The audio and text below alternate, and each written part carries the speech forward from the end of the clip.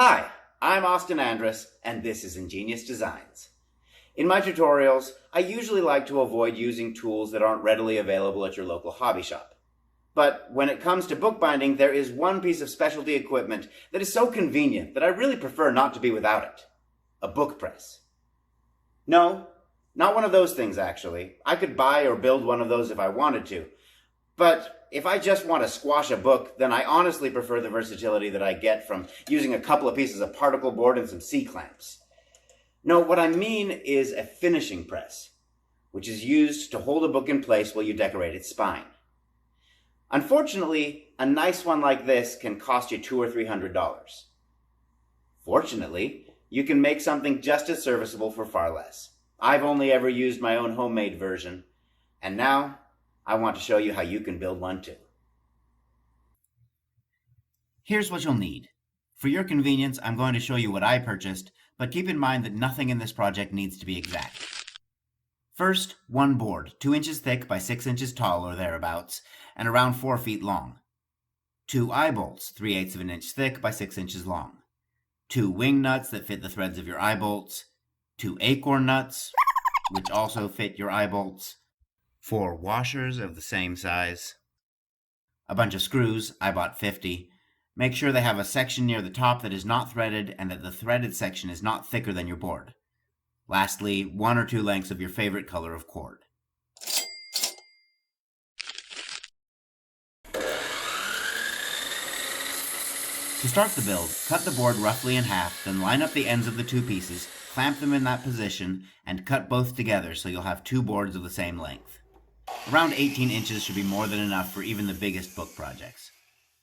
Next stop is the table saw.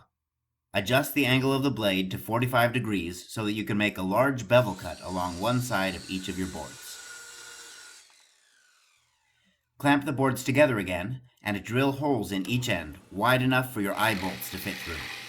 A drill press is handy to keep the holes straight, but it's not strictly necessary. At this point, go ahead and give a good sanding to all the surfaces of each plank.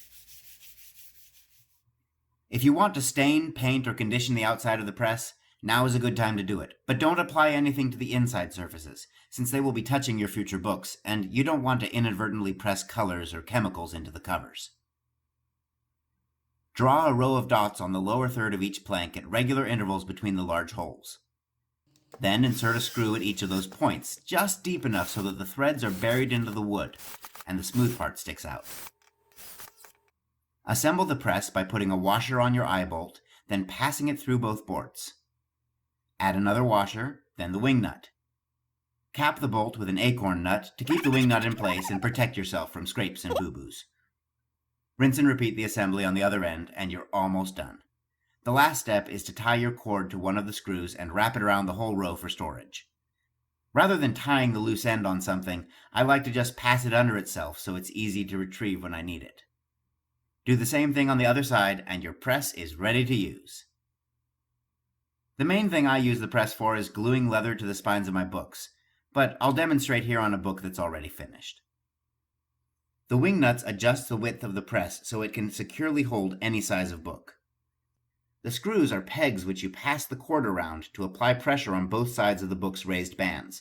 This way the leather will stick tightly to the bands while the glue dries. As before, rather than bother with knots, I like to secure the loose end of the cord by wrapping it around and through the eye bolt a couple of times. Beyond gluing, this book press is also a great way to hold the book on its end when you apply art to the spine. Congratulations! You are now the proud owner of your very own finishing press.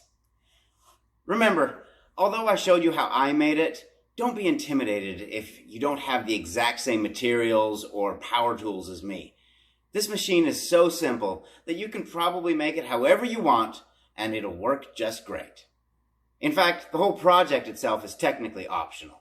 If you're willing to put up with a little bit more inconvenience, you could get passable results from a couple of wood scraps and some rubber bands. I hope you found something in this short tutorial useful, and I look forward to talking with you about this and other projects in the comments. See you again soon.